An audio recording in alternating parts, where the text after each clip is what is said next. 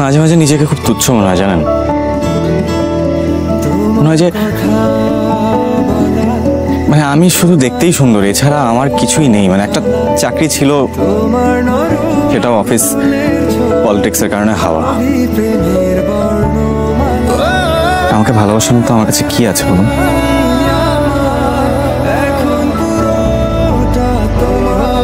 যার কিছুই নেই তার কাছে মায়া তো আছে। তার চেহারায়, কথায়, হাঁটায়, তার চোখের চাহনিতে কি মায়া থাকে না? ভালোবাসার জন্য কি এগুলো যথেষ্ট না রায়হান?